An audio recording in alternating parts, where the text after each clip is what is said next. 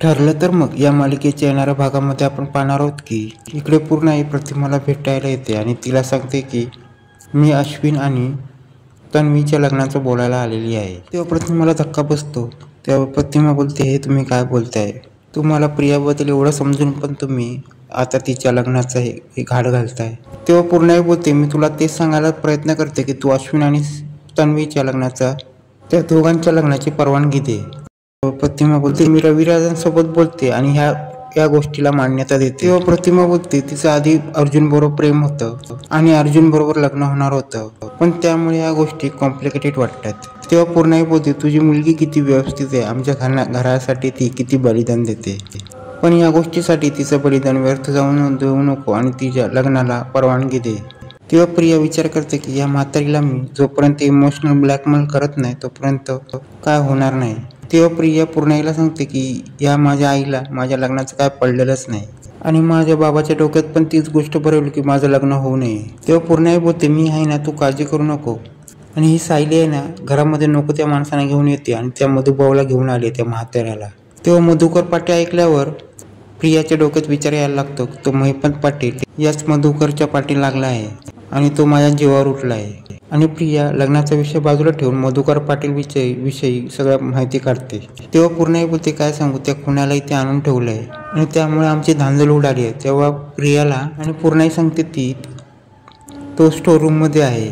तेव्हा इथे प्रतिमा रविराजांना सांगते की पूर्णाई ही प्रिया आणि अश्विनच्या लग्नाचं बोलायला आली होती। तेव्हा रविराज चिडतात आणि बोलते, त्याबद्दल तन्वी काय बोली?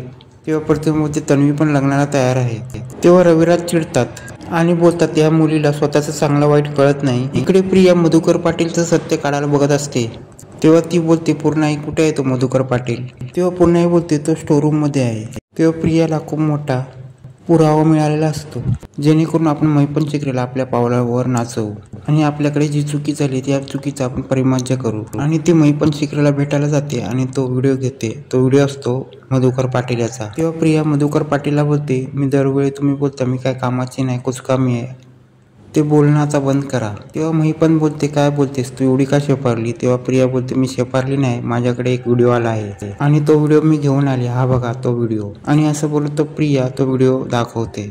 तेव्हा महिपंत तो व्हिडिओ बघतो आणि महिपंत बोलतो, हा मधुकर पाटील कुठे सापडला? तेव्हा महिपंत बोलतो, कुठे आहे तो प्रिया बोलते, हा सुभेदारांच्या स्टोर रूम मध्ये आहे। तेव्हा महिपंत प्रियाला बोलतो, तुला जर आमचा विश्वास जिंकायचा असेल तर तुला या महिपंतला त्या स्टोर रूम मधनं बाहेर काढायला लागेल। तेव्हा प्रिया बोलते, हे काम मी करेन, पण तुम्ही याच्यानंतर माझ्यावर शंका घ्याल ना तर मी काय ते बघेन। आणि प्रिया आता मधुभाऊंना स्टोर रूम मधनं पळवायचं काम करत असते। इकडे साईला कल्पनेद्वारे समजते की तन्वीला समजलंय की मधुकर पाटील हे स्टोर रूम मध्ये आहेत। जर ही गोष्ट प्रियाला समजली तर ती मधुभाऊपर्यंत ही गोष्ट पोहोचवणार। तेव्हा सायली विचार करते की आपल्याला मधुभाऊ बद्दल अर्जुनला सांगायला लागेल की मधुभाऊंच्या जीवाला धोका आहे। इकडे सायली अर्जुनला सांगायला लागते की इथे प्रिया आली होती आणि त्यांनी मधुकर पाटील यांना पाहिलं आणि हे सत्य सगळं आता ती महिपंतला सांगू शकते। आता प्रिया रात्री मधुभाऊंना किडनॅप करायला आलेली असते आणि ती मधुभाऊंना बोलते, मधुभाऊ चला तुमचा खेळ संपला आहे।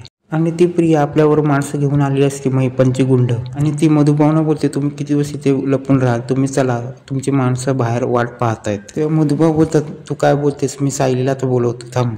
तेव्हा प्रिया बोलते, सगळे आता डाराडोर झोपले आहेत आणि आता कोणीही उठणार नाही। तेव्हा मधुभाऊ बोलतात, आता बस झालं, तू आता चांडण्याने इकडनं निघून जा। आणि प्रिया बोलते, मी आता इथनं जाणार पण तुम्हाला पण घेऊन जाणार। पण त्याच टायमाला अर्जुन येतो आणि अर्जुन पूर्णाईला घेऊन येतो आणि तो प्रियाला बडबडतो। तेव्हा पूर्णाई बोलते, तू काय बोलतोयस तिला? तेव्हा अर्जुन बोलतो, ही महिपंतला साथ देते आणि ही आता मधुभाऊने इकडनं घेऊन चालली आणि ती बाहेर मधुकरांच्या गुंडांना घेऊन आलेली आहे। तेव्हा पूर्णाई चिडते आणि बोलते, कोणाची गुंड? तेव्हा अर्जुन प्रियाचं सगळं सत्य सांगतो आणि तिचा मधुभाऊने खेचत असलेला व्हिडिओ आणि तिची महिपतची बाहेर असलेलं गुंड हे